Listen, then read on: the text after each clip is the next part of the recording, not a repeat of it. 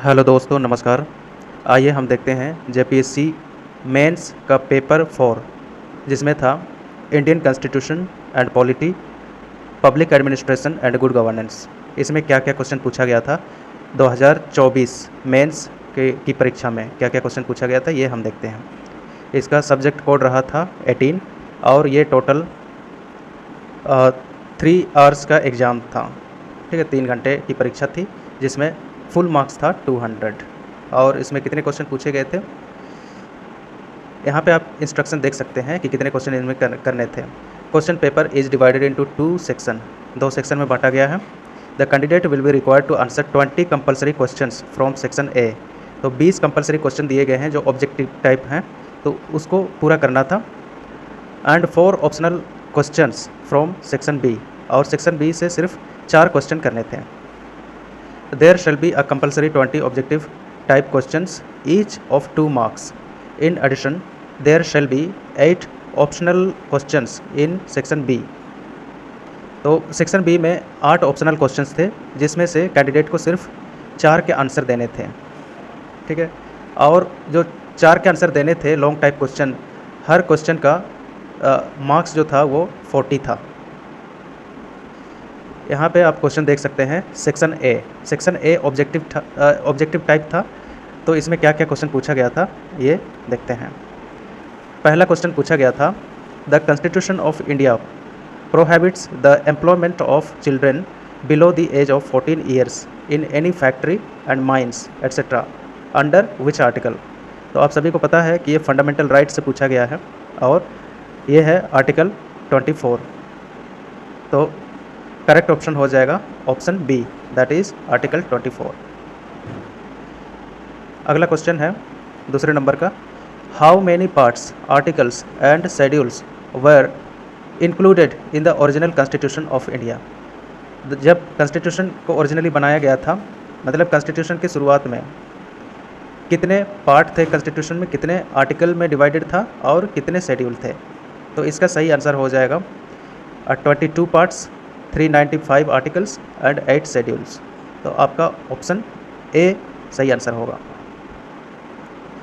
तीसरे नंबर का क्वेश्चन है, under which schedule of the constitution of India allocation of seats in Rajya Sabha to the states and union territories are made. तो किस किस schedule के अंतर्गत राज्यसभा की सीटों का एलोकेशन दिया गया है स्टेट्स में और यूनियन टेरिटरीज में। तो इसका सही आंसर हो जाएगा 4th शेड्यूल। ठीक है, तो इसका सही ऑप्शन होगा option A, that is 4th schedule. तो ये काफ़ी इजी क्वेश्चंस पूछे गए थे।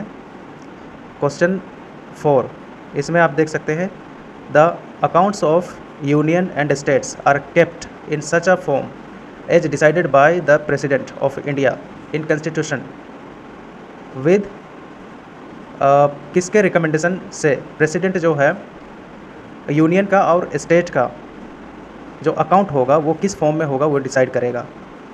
तो इसका सही ऑप्शन हो जाएगा CAG, that is controller and auditor general of India. तो यही रिकमेंड करता है, CAG के रिकमेंडेशन से ही प्रेसिडेंट डिसाइड करता है कि यूनियन गवर्नमेंट और स्टेट गवर्नमेंट का अकाउंट किस फॉर्म में होगा।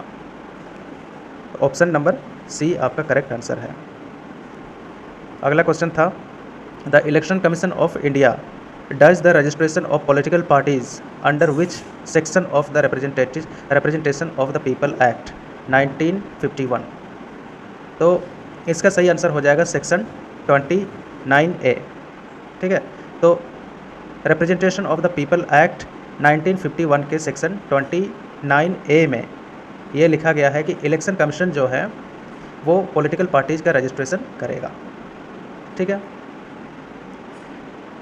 अगला क्वेश्चन था question number 6, the president of India can establish inter state council under which article of the constitution. ये भी बहुत सिंपल क्वेश्चन पूछा गया था। इसका सही आंसर है 263। ठीक है, तो option B is the correct answer. Next question पूछा गया था, the 42nd constitutional amendment act 1976 of the constitution of India was carried out on the recommendation of किसके रिकमेंडेशन से। 42nd कॉन्स्टिट्यूशनल अमेंडमेंट एक्ट 1976 लाया गया था। ठीक है, तो इसका सही आंसर हो जाएगा Swaran Singh committee, that is option C is the correct answer. अगला क्वेश्चन है question number 8। At the state level the contingency fund can be operated to meet the unforeseen expenditure by, तो किसके द्वारा ये ऑपरेट किया जाएगा? ठीक है, अनफोर्सीन एक्सपेंडिचर को मीट करने के लिए कंटिजेंसी फंड को कौन ऑपरेट करेगा? तो इसका सही आंसर हो जाएगा option D, that is governor. अगला क्वेश्चन यहाँ पे देख सकते हैं question number 9। The names for the appointment of the chief justice and other जजेज of the Supreme Court of India are recommended by, किसके द्वारा रिकमेंड किया जाएगा appointment of chief justice and other जजेज को? ठीक है, सुप्रीम कोर्ट के चीफ जस्टिस और अदर जजेस को किसके रिकमेंडेशन से अपॉइंट किया जाएगा? तो इसका सही आंसर हो जाएगा collegium system, that is option B. अगला क्वेश्चन है question number 10। Who was the first controller and auditor general of India? India के पहले सीएजी कौन थे? तो सिंपल सा क्वेश्चन था, इसका सही आंसर हो जाएगा V N Rao, that is V Narahari Rao, option D is the correct answer. Next question है the post of district collector in India was created by, district collector का पोस्ट किसके द्वारा क्रिएट किया गया था? इसका सही आंसर है वारेन हेस्टिंग, तो वारेन हेस्टिंग्स इसने क्रिएट किया था पोस्ट ऑफ डिस्ट्रिक्ट कलेक्टर को। नेक्स्ट है who suggested that the office of the chief secretary should be brought at par with the rank of the secretary to the government of India in 1973? तो इसका सही answer हो जाएगा first administrative reforms committee, that is option C is the correct answer. Next question है amongst the administrative thinkers mentioned below who differentiates between the public and private administration? तो public and private administration को कौन differentiate करता है, कौन thinker? ठीक है, तो इसका सही आंसर हो जाएगा Herbert Simon, option A is the correct answer. ठीक है, हर्बर्ट साइमन ये करेक्ट आंसर है। अगला क्वेश्चन है नीति आयोग, नीति आयोग ये किस तरह की एजेंसी है? तो इसका सही आंसर हो जाएगा staff agency, that is option D is the correct answer. अगला क्वेश्चन है which report of the second administrative reforms committee has identified the barriers of good governance in India? ठीक है, गुड गवर्नेंस इन इंडिया, इसमें जो barrier है इसको किस committee की रिपोर्ट में बताया गया था? तो इसका सही आंसर हो जाएगा सिटीजन सेंट्रिक एडमिनिस्ट्रेशन। ठीक है,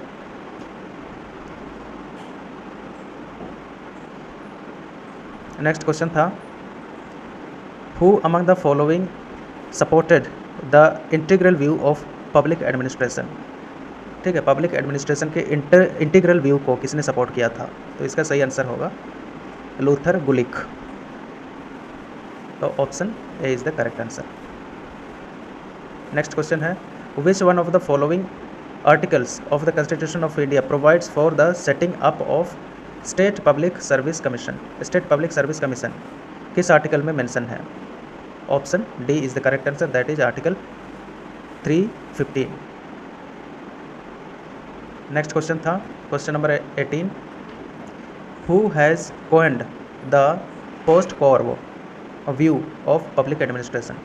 तो पोस्ट कॉर्व व्यू को किसने कोइन किया था, मतलब इसको किसने खोजा था, किसने शुरुआत की थी इस व्यू की? तो इसका सही आंसर हो जाएगा गुलिक।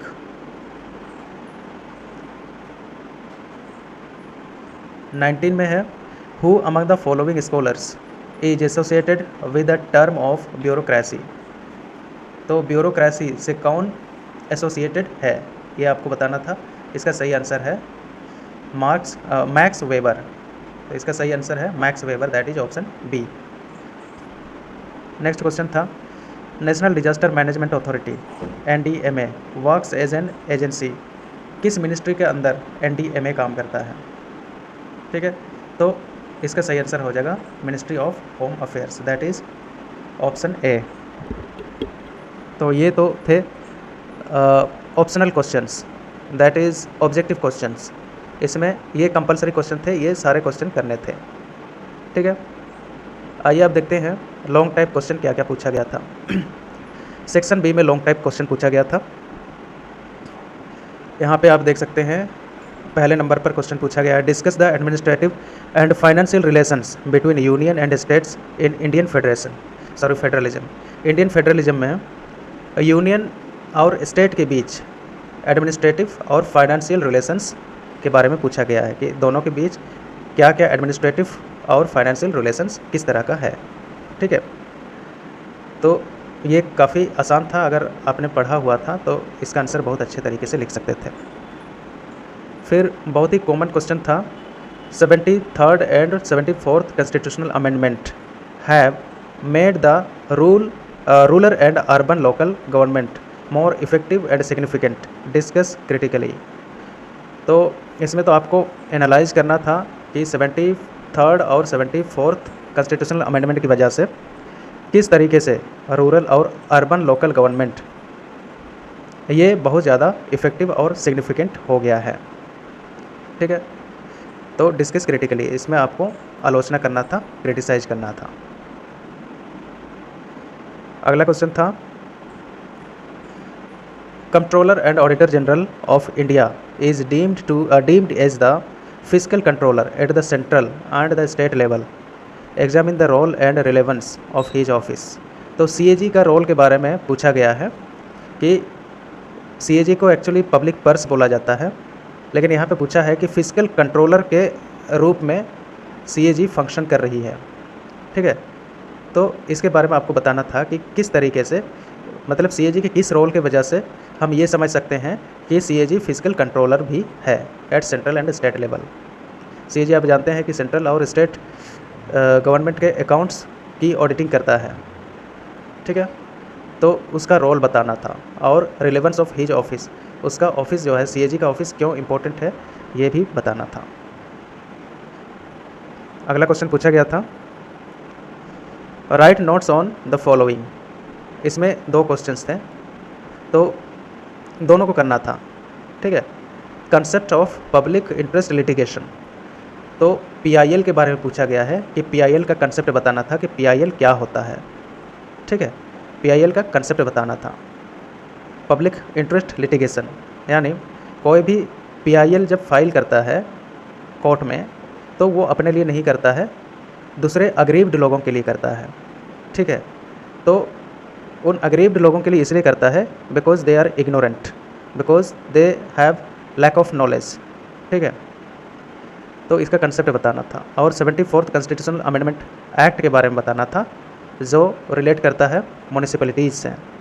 ठीक है, 1992 में 74th कॉन्स्टिट्यूशनल अमेंडमेंट एक्ट लाया गया था, तो इसके बारे में आपको नोट लिखना था। तो काफ़ी इजी क्वेश्चन था, काफ़ी कॉमन क्वेश्चन था। अगला क्वेश्चन है क्वेश्चन 5। इसमें पूछा गया critically examine the position, powers and role of the prime minister in present Indian government scenario. तो प्रेजेंट इंडियन गवर्नमेंट सिनारियो, इसमें आपको प्राइम मिनिस्टर के पोजीशन, पावर और रोल के बारे में लिखना था। ठीक है, इसको क्रिटिकली एग्जामिन करना था। अभी जो वर्तमान सरकार है उसमें प्राइम मिनिस्टर का क्या पोजीशन है, पावर है और रोल क्या है, इसके बारे में आपको क्रिटिकली एग्जामिन करना था। ठीक है, अगला क्वेश्चन था, discuss the evolution and relevance of the finance commission in India and the reason for sharing resources between the centre and state. ठीक है, तो फाइनेंस कमीशन के एवोल्यूशन और रिलेवेंस के बारे में बताना था, मतलब फाइनेंस कमीशन की उत्पत्ति कैसे हुई और उसका रिलेवेंस के बारे में बताना था, वो क्यों रिलेवेंट है, उसकी प्रासंगिकता क्यों है। ठीक है, और रीजन के बारे में बताना था कि जो प्रोसीड्स होते हैं, सेंट्रल के जो टैक्स प्रोसीड्स होते हैं, उसको कैसे सेंटर और स्टेट के बीच कैसे बांटा जाता है, कैसे शेयरिंग होती है दोनों के बीच, स्टेट और सेंटर के बीच, उसके रीजन्स बताने थे कि शेयरिंग की ज़रूरत क्यों पड़ती है। ठीक है, तो ये बताना था। अगला क्वेश्चन था critically discuss the success and failure of the governmental efforts to prevent and eradicate violence against women in India. ठीक है, कि गवर्नमेंट जो है इसकी कोशिशें नाकाम हो गई हैं वुमेन के अगेंस्ट वायलेंस को इरेडिकेट करने में, तो इसके ऊपर क्रिटिकली डिस्कस करना था। ठीक है, और अगला क्वेश्चन था, लास्ट क्वेश्चन था critically examine the relationship between the generalist and specialist in Indian administrative system. तो ये 8 क्वेश्चन थे लॉन्ग टाइप, इसमें से सिर्फ 4 करने थे। ठीक है, आप कमेंट करके ज़रूर बताइए कि अगर आप परीक्षा में बैठे होते तो आपके लिए कौन सा क्वेश्चन ज़्यादा इजी रहता और कौन सा क्वेश्चन आप करके आते हैं। ठीक है दोस्तों, thank you so much for watching.